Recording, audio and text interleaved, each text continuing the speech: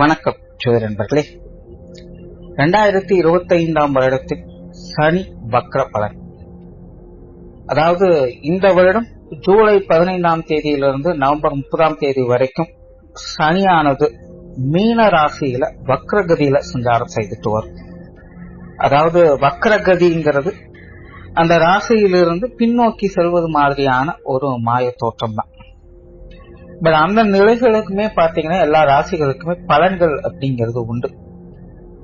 தவிர இந்த வருடம் இந்த வக்ர காலகட்டங்கள்ல பாத்தீங்கன்னா செப்டம்பர் மாதம் சூரிய கிரகணம் இருக்கு. அந்த கிரகணத்தினுடைய நிலைகளுமே பாத்தீங்கன்னா சனியினுடைய அமைப்பும் ஒரு பார்ஷியான நிலையில அமைஞ்சிருக்கும். தவிர மற்ற கிரகங்களும் பாத்தீங்கன்னா இந்த காலகட்டங்கள்ல சனிக்கு அப்படியே ஆப்போசிட்ல தான் டிராவல் பண்ணிட்டு வருவாங்க, குருவை தவிர்த்து. ஏன்னா குரு சனிக்கு 4ஆம் இடத்துல மிதுன ராசியில சஞ்சாரம் செய்துட்டு வராங்க. சோ பொதுவாக இந்த மாதிரியான கிரக நிலைகள் ஏற்படும் பொழுது பெரும்பாலும் எல்லா ராசிகளிலுமே கண்டிப்பாக மாற்றங்கள், ஏற்ற இறக்கங்கள் அப்படிங்கிறது இருந்தே தீரும்.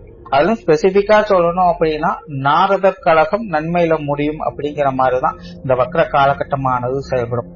கண்டிப்பா ஏறக்குறைய 5.5 மாத காலகட்டங்கள் இந்த வக்ர நிலை செயல்படுது அப்படின்னா முதல் 3 மாதங்கள் அப்படிங்கிறது நிறைய சங்கடங்கள், பிரச்சனைகள் அப்படிங்கிறது நிச்சயமாக இருந்தே தீரும். கடைசி 2.5 மாதங்கள் அப்படிங்கிறது அந்த பிரச்சனைகளுக்கு சொல்யூஷன் அப்படிங்கிறது கிடைக்கும். அண்ட் பொதுவாகவே கிரகங்கள் வக்ர நிலை பெறுது அப்படின்னா அந்த கிரகங்களுடைய நிலைகளுக்கு ஏற்ப பழைய பிரச்சனைகள் திரும்பி பார்க்க போகுது அப்படின்னு தான் அர்த்தம். அதாவது விட்டகுறை தொட்டகுறைங்கிற மாதிரி நிறைய விஷயங்கள் நடக்கும். இதுல பாசிட்டிவான விஷயங்களும் அடங்கும், நெகட்டிவான விஷயங்களும் அடங்கும். அதுலயும் ராசி நிலைகளுக்கு தகுந்த மாதிரியான மாற்றங்கள் அப்படிங்கிறது இருக்கும்.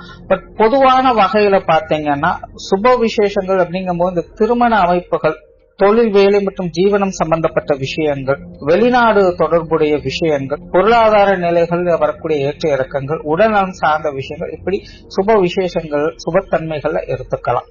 அதுவே அசுப நிலைகள் அப்படின்னு பார்க்கும் பொழுது சண்டை சச்சரவுகள், கடன் சம்பந்தப்பட்ட விஷயங்கள், விரோதங்கள், உடல் பலவீனம், பிரிவுகள் போன்ற விஷயங்களையும் இது குறிக்கும். சோ இப்படி இது பாசிட்டிவான நிலைகளும் செயல்படும், நெகட்டிவான நிலைகளும் இது செயல்படும். அந்த வகையில உங்களுடைய ராசிக்கு என்ன மாதிரியான பலன்கள் கொடுக்கும் அப்படிங்கறத பத்தி தான் இந்த பதிவுல பார்க்க போறோம். ரிஷபராசி.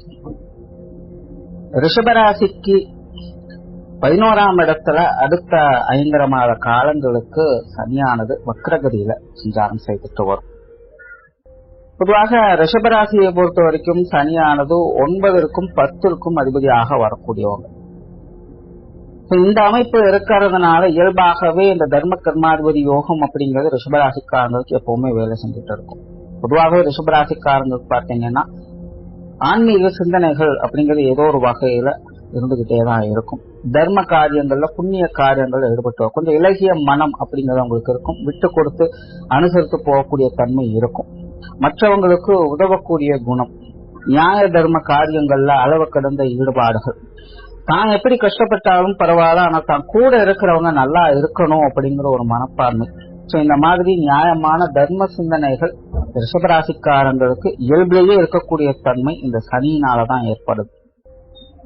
ஆனா இப்ப பாத்தீங்கன்னா சனியானது உங்களுடைய ராசிக்கு லாபஸ்தானத்துல வக்ரகதியில செயல்பட்டு வருவது ரிஷபராசிக்காரங்களுக்கு ஒரு கலவையான பலன்களை தான் கொடுக்கும். காரிய ரீதியான தடை தாமதங்கள் அல்லது சுணக்க நிலைகள் அப்படிங்கிறது அவ்வப்போது வந்துட்டு போகும். அதாவது பெரிய அளவுல டிஸ்டர்பன்ஸ் கொடுக்காது, சின்ன சின்ன நிறைக்குறைகள் அப்படிங்கிறது இருக்கும். எல்லாமே பாத்தீங்கன்னா பொறுமையாக அனுசரித்து போக வேண்டியதாக தான் இருக்கும். காரியம் முடிகிற வரைக்கும் பொறுமை காக்க வேண்டியதாக இருக்கும். எடுத்தவங்க எந்த ஒரு விஷயத்தையும் செய்ய முடியாது. முடிவுகள் சாதகமான நிலைகளை கொடுக்கும். ஆனா ஆரம்பத்துல நிறைய பிரச்சனைகளை உள்ளுக்குள்ள கொண்டு வரும், நிறைய அலைச்சல் தரக்கூடிய விஷயங்களை ஏற்படுத்தும்.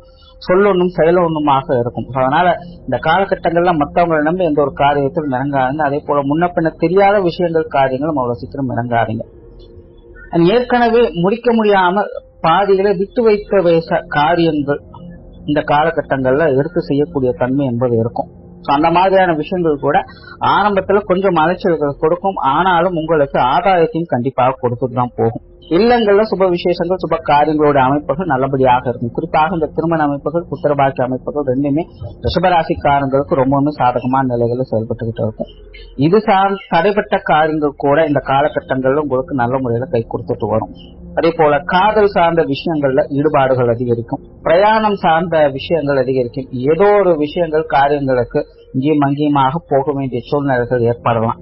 சோ பிரயாண அலைச்சல்கள் அப்படிங்கிறது இந்த காலகட்டங்கள் தவிர்க்க முடியாததாக இருக்கும். புதிய விஷயங்கள் மற்றும் புதிய காரியங்கள்ல கொஞ்சம் தேக்க நிலை அப்படிங்கிறது இருக்கும். ரொம்ப கடினமான முயற்சிகள் எடுக்க வேண்டியதாக இருக்கும். பக்காவா பிளான் போட்டு ஈஸியா முடிஞ்சிடும் அப்படின்னு நினைத்த விஷயங்கள் கூட இந்த காலகட்டங்கள்ல எல்லாமே கொஞ்சம் ஸ்லோ ப்ராசஸா தான் இருக்கும். ஒரு எதிர்பார்ப்புகள் பூர்த்தியாக மாதிரி முடிவுகள் சாதகமா தான் இருக்கும். அதுல பிரச்சனை இருக்க போறதில்ல. ஆனால் ஸ்டார்டிங் ப்ராசஸ் மட்டும் எப்பவுமே கொஞ்சம் சுணக்க நிலையை தான் அது ஏற்படுத்திட்டு இருக்கும். ஸோ அதுக்கு தகுந்த அனுசரிப்புத்தன்மை அப்படிங்கிறது அதிகமாக ஏற்படும். குறிப்பா இந்த புதிய விஷயங்கள் காரியங்கள்ல ஈடுபடும் போது இந்த மாதிரி கொஞ்சம் ஸ்ட்ரகிள்ஸ் அப்படிங்கிறது இருக்கத்தான் செய்யும். அதே போல இந்த உடன்பிறப்புகள் சம்பந்தப்பட்ட விஷயங்கள் காரியங்கள்ல அலைச்சல்கள் அதிகமாக இருக்கும். அவங்க வகையில சின்ன சின்ன மனஸ்தாபங்கள் கூட அவ்வப்போது வந்து போகலாம். இதுவும் அப்படிதான். பெரிய அளவுல சங்கடத்தை ஏற்பட போறதில்ல. ஆனாலும் பழைய விஷயங்களை பேசி சின்ன சின்ன மனஸ்தாபங்களை ஏற்படுத்துவதற்கான வாய்ப்புகள் இருக்கு. இந்த உடன்பிறப்புகள் வகையில மூத்தவங்க வகையிலும் சரி இளையவங்க வகையிலும் சரி சின்ன சின்ன நிறை குறைகள் அப்படிங்கிறது அதிக அளவுலயே வந்துட்டு போகும். அதே நேரம் அவங்களுக்கான இந்த திருமண அமைப்புகள் புத்திரபாக்கிய அமைப்புகள் கூட இந்த காலகட்டங்கள்ல நல்ல முறையில் இருக்கும். பட் அலைச்சல் இருக்கும். கண்டிப்பாக அது சார்ந்த விஷயங்கள்ல கொஞ்சம் ரிஸ்க் எடுத்துதான் செய்ய வேண்டியதாக இருக்கும். ஆனாலும் பல நாள் தேடலுக்கும் பல நாள் சங்கடங்களுக்கும் ஒரு முற்றுப்புள்ளி கிடைத்தது போல உங்களுடைய தேவைகள் அப்படிங்கிறது நல்ல முறையில பூர்த்தி ஆகிட்டே இருக்கும். இடமாற்றங்கள் சார்ந்த விஷயங்கள் இந்த காலகட்டங்களில் ஏற்படலாம். வீடு நிலபுலங்கள் சார்ந்த விஷயங்கள் வாகன ரீதியான விஷயங்கள்ல கைமாற்றல்கள் இந்த மாதிரியான அமைப்புகள் ஏற்படும்.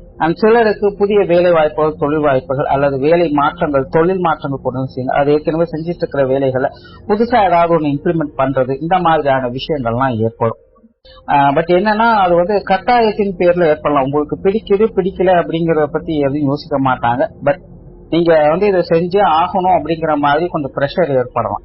உங்களுடைய சூழ்நிலைகளின் காரணமாகவோ அல்லது மேல் அதிகாரிகள் வகையில பிரஷர் ஏற்படக்கூடிய அமைப்புகள் அதிகமா இருக்கும். அதே போல வேலை செய்யக்கூடிய இடங்கள் எல்லாம் மூத்த அதிகாரிகள் எல்லாம் கொஞ்சம் அனுசரிச்சு போக வேண்டியதாக இருக்கும். அதே போல அவங்க வார்த்தைகளும் முழுமையாக நம்பிடாதீங்க. எதை சொன்னாலும் ஏதாவது தேவையின் அடிப்படையில கேட்டோம் அப்படின்னா செய்யணும்னு சொல்லிடுவாங்க. ஆனா பாத்தீங்கன்னா அதை செய்யவே மாட்டாங்க, இழுத்து வச்சுக்கிட்டே இருப்பாங்க. சோ அதை எதிர்பார்த்து மற்ற காரியங்களை பெண்டிங் போட்டுறாம இருக்கிறது நல்லது. வெளியூர் மற்றும் வெளிநாடு சம்பந்தப்பட்ட விஷயங்கள் சாதகமான அமைப்புகளை கொடுக்கும். இது சார்ந்த விஷயங்கள்ல இது வரைக்கும் நீங்க ஏதாவது முயற்சி செஞ்சுட்டு இருந்தீங்கன்னா அதுக்கு தகுந்த நற்பலன்களை இந்த காலகட்டங்கள்ல எதிர்பார்க்கலாம். பொருளாதார நிலைகளும் பாத்தீங்கன்னா இந்த காலகட்டங்கள்ல கொஞ்சம் மாற்றத்தை ஏற்படுத்தும். சில தவிர்க்க முடியாத விரயங்கள் செலவுகள் போன்ற விஷயங்களை பார்த்துட்டு வருவீங்க. பட் அதே நேரம் கணிசமான சேமிப்புகள் அப்படிங்கிறது உங்களுக்கு ஏதோ ஒரு வகையில வந்துட்டு தான் இருக்கும். அதாவது இந்த பண வரவுகள் அப்படிங்கறதெல்லாம் வழக்கமான நிலைகள் எதுவுமே இருக்காது. ஆனா ஏதோ ஒரு வகையில உங்களுடைய தேவைகளின் அடிப்படையில பண வரவுகள் அப்படிங்கிறது வந்துகிட்டு தான் இருக்கும். சுப விரயங்கள் இந்த காலகட்டங்கள்ல அதிகம் உண்டு. ஆனா அதே நேரம் ரிஷபராசிக்காரங்களுக்கு தனிப்பட்ட முறையில கூட கொஞ்சம் செலவுகள் விரயங்கள் அதிகமாக இருக்கலாம். தன்னுடைய சொந்த செலவுகளுக்காக அதிக தொகைகளை செலவு செய்ய வேண்டிய அமைப்புகள் ஏற்படலாம். முடிஞ்ச அளவுக்கு இந்த மாதிரியான விஷயங்கள்ல கொஞ்சம் கவனம் எடுத்துக்கங்க. உடல்நலம் சார்ந்த விஷயங்கள் பெரிய அளவுல குறை சொல்றதுக்கு இல்ல, எல்லாமே சமாளிக்கக்கூடிய விஷயங்கள் தான். ஆனா உடல்நிலையானதும் மனோநிலையானதும் பாத்தீங்கன்னா கொஞ்சம் மந்தமாகத்தான் இருக்கும். எதையும் பிரிஸ்கா எல்லாம் செய்ய முடியாது. அதுக்கு ஏற்ற அளவுக்கு உடல் ஒத்துழைப்பு கொடுக்காது. ரொம்ப ரிஸ்க் எடுத்து மெனக்கிட்டு சில காரியங்களை செஞ்சா கூட அதுக்கு ஏற்ற அளவுக்கு நீங்க ரெஸ்ட் எடுத்துதான் ஆகணும். அப்படி இல்லாம தொடர்ந்து உடல் ரீதியான உழைப்புகளை நீங்க கொடுத்துக்கிட்டே இருக்கீங்க அப்படின்னா கண்டிப்பாக உடனே விஷயங்கள் அப்படிங்கிறது அதிக அளவுல கொஞ்சம் சங்கடத்தை ஏற்படுத்திடும்.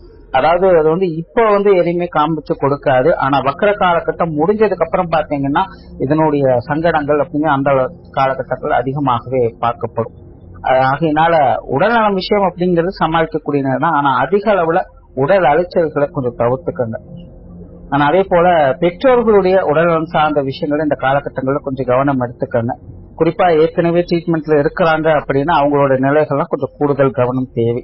சின்ன சின்ன விஷயங்களும் கவனிக்காம விட்டுட்டோம்னா அது பின்னாடி பெரிய அளவு தொந்தரவுகள் கொடுப்பதற்கு வாய்ப்புகள் இருக்கு. அதனால இந்த மாதிரியான விஷயங்கள்லாம் கொஞ்சம் கேர் எடுத்துக்கோங்க. ஸோ ஓவராலா ரிஷபராசியை பொறுத்த வரைக்கும் இந்த வக்ர சனியினுடைய காலகட்டம் அப்படிங்கிறது ஒரு கலவையான அமைப்புகள் தான். இருக்கிற விஷயங்களை சரியா மெயின்டைன் பண்ணாலே அதுவே ஒரு பெரிய விஷயமாகத்தான் இருக்கும். பொறுமை மற்றும் நிதானத்தோடு செயல்பட்டு வருவதால் இந்த காலகட்டங்களோடு சுமூகமான மாற்றங்களை எதிர்பார்க்கலாம். நன்றி, வணக்கம், வாழ்க வளமுடன்.